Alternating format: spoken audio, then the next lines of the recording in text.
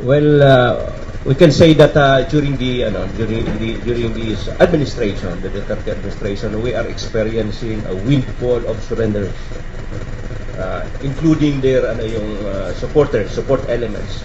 Kasi yung support elements nila, pag ito kasi ang pinanggagalingan na hindi lang full of recruits once na may mga na nag-surrender na yung mga armed group, ito yung inaangat nila na puwapalit na armadong grupo yung mga mass supporters.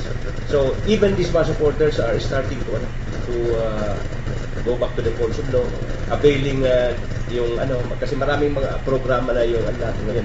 Mayroon tayong Enhanced Comprehensive Local Integration Program. Isa to sa yung pull factors para surrender itong mga mga kasamahan natin.